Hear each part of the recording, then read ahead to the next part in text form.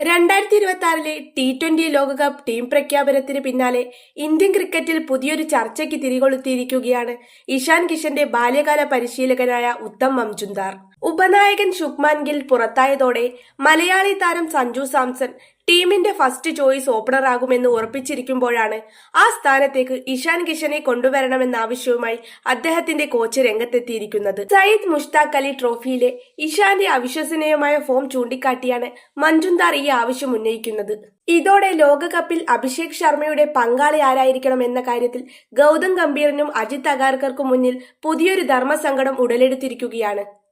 സഞ്ജു സാംസൺ എന്ന സീനിയർ താരമാണോ അതോ വെടിക്കെട്ട് ഫോമിലുള്ള ഇഷാൻ കിഷനാണോ പവർ പ്ലേയിൽ ഇന്ത്യക്ക് വേണ്ടത്? വിശദമായി പരിശോധിക്കാം. മഞ്ജുന്ദാറിന്റെ വാദം: പവർ പ്ലേയിൽ ഇഷാൻ കിഷനാണ് ബെസ്റ്റ്. ഇഷാൻ കിഷന്റെ കരിയറിലെ ഉയർച്ച താഴ്ചകളിൽ എപ്പോഴും ഒപ്പം നിന്ന വ്യക്തിയാണ് കോച്ച് ഉത്തം മഞ്ജുന്ദാർ. നീണ്ട ഇടവേളയ്ക്ക് ശേഷം ഇഷാൻ ഇന്ത്യൻ ടീമിൽ തിരിച്ചെത്തിയപ്പോൾ അദ്ദേഹത്തിന് അർഹമായ സ്ഥാനം നൽകണമെന്ന് മഞ്ജുന്ദാർ ആവശ്യപ്പെടുന്നു. അദ്ദേഹത്തിന്റെ വാക്കുകളിൽ ഇഷാൻ വെറുമൊരു ബാക്കപ്പ് കീപ്പർ അല്ല, മറിച്ച് പ്ലേയിങ് 11-ൽ സ്ഥാനം അർഹിക്കുന്ന മാച്ച് വിന്നറാണ്. ലോകകപ്പിനുള്ള പ്ലേയിങ് 11 തീരുമാനിക്കുന്നത് BCCIയും ടീം മാനേജ്മെന്റുമാണ്. എന്നാൽ എന്റെ അഭിപ്രായത്തിൽ പവർ പ്ലേ ഓവറുകളിൽ അഭിഷേക് ശർമ്മയ്ക്കൊപ്പം ഇഷാൻ കിഷനാണ് കൂടുതൽ നന്നായി കളിക്കുക. ഇഷാൻ മധ്യനിരയിൽ കളിക്കാൻ കെൽപ്പുള്ള താരമാണെന്നത് ശരിയാണ്. പക്ഷേ IPLൽ വർഷങ്ങളായി അദ്ദേഹം തെളിയിച്ചിട്ടുള്ളത് ഓപ്പണർ എന്ന നിലയിലുള്ള തന്റെ മികവാണ്, മഞ്ജുന്ദാർ മാധ്യമങ്ങളോട് പറഞ്ഞു.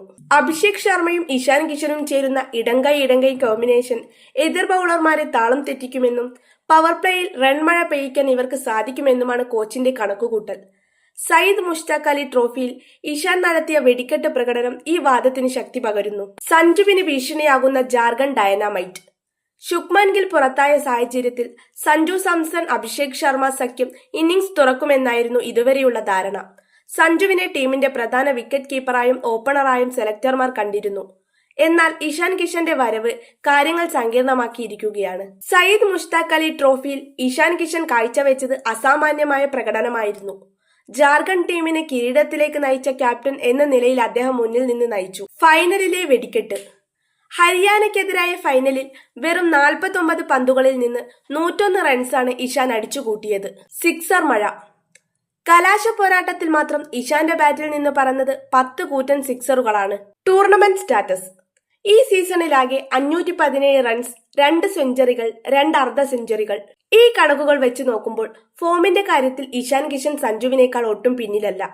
2023-ൽ അവസാനമായി ഇന്ത്യക്ക് വേണ്ടി കളിച്ച ശേഷം ടീമിൽ നിന്ന് പുറത്തായ ഇഷാൻ ഇപ്പോൾ തിരിച്ചെത്തിയിരിക്കുന്നത് ഇരട്ടി കരുത്തോടെയാണ്.